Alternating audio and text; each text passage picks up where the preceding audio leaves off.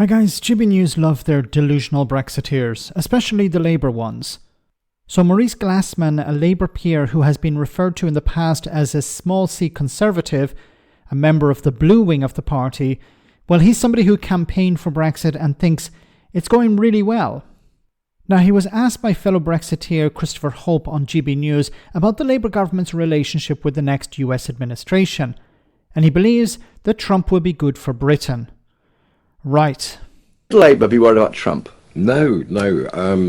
Labour's got to embrace this because it's absolutely consistent with what it needs to do to be a transformative government. First of all, we've left the EU. Now, this is the big thing that our foreign policy... And you have no problem with that, do you? I love that. I mean, that had to be done. And look at Germany, look at France, look at the EU. Sorry, what does that mean? Look at France, look at Germany, look at the EU. Is it, if France and Germany are in recession, that means that Brexit is a success? I don't understand this logic, because that means that if France and Germany leave recession, or they're not in recession, or imagine, France and Germany are growing by 5% and the UK isn't, does that mean that Brexit has failed? So as soon as Germany is doing well, it means Brexit is a disaster. Why is Brexit dependent upon France and Germany? Isn't it supposed to be, look at how wonderful things are? Like, you can never find a Brexiteer who can actually point to something tangible and say, here is a benefit of Brexit. They have to point at Germany and France and say, look, Germany and France are not doing well. That means that Brexit is a success. I don't understand this. That was a great move by the British people, and we've got to honour it and follow it. And that means we've got to have a post-Brexit foreign policy and a post-Brexit industrial and economic strategy. So when we need to have, you're talking about in the future, the UK is no longer a member of the European Union. Like, you're somebody who campaigned for Brexit. Surely you had an idea of what should happen before the referendum. You knew what was going to happen. I presume you knew what was going to happen after the UK left. And now you're talking about, in the future, we need to have these things. But the UK is already outside the European Union. We've got to recognise that we need to secure our borders.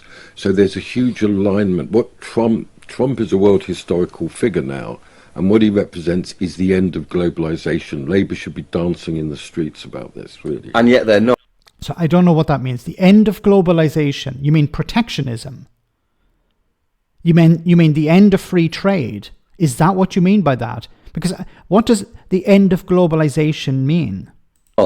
And the Guardian is leaving Twitter because they're crossed by Elon Musk, and there's a kind of women are not having sex with their husbands if they voted for Trump. I think not having sex with their long predated Trump's election. I think that's just we don't know that. That's just a feature of progressive life. Don't just not enjoying yourself at all. Yes, okay. And secondly, the Guardian is not the Labour Party. It's a liberal newspaper. Always was a liberal newspaper. And this idea that the Guardian, Labour is a working class party.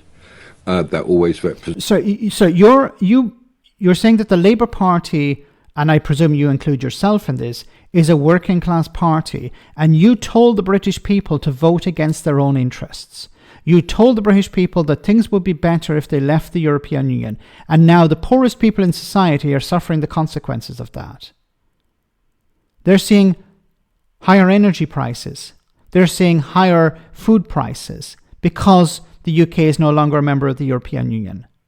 Have you apologised to people for that? Represents the national interest and the worker interest. So this is where we've got to go.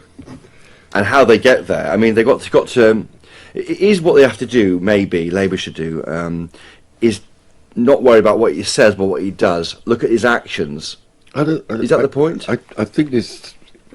Look, no. He's the president of the United States. He won over 50% of the vote. He won the Electoral College. He won the Senate. He won the Congress. So what are we doing here? America is our principal ally in the world.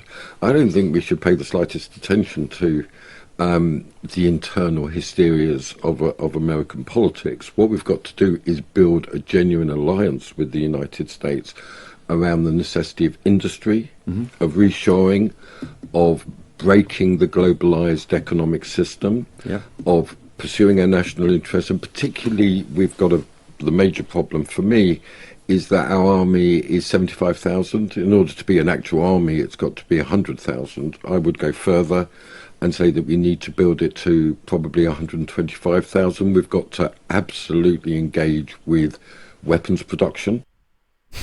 This guy is delusional. Okay, so he mentioned here a few things. Donald Trump is going to break the global model. He's going to break the global order. And this is going to help Britain in what way? He mentioned industry. Donald Trump wants to go down the road of protectionism. So how does Britain benefit if the US imposes tariffs on imports? How does the UK benefit if the US decides we want to go down the road of protectionism? How does the UK benefit from a US-UK trade deal when, of course, it's going to be one-sided? Like, he's saying we need to throw in our lot with the United States and ignore Europe, our biggest market. The US is the single biggest market, but the European Union is the UK's biggest market. He's against the idea of alignment with the EU. Like, he talks, I don't understand what this guy's angle is. He's sort of, in this interview, he sort of presents himself as a leftist, but he wants to align with the United States, which is, of course, running in the opposite direction of worker rights and consumer protections, and abandon Europe, which is, of course, much stronger when it comes to worker protections and consumer protections. I don't understand this guy. Is he delusional, or maybe I am? Let me know in the comment section, guys, what you think. As always, your comments are greatly appreciated. Thanks a lot.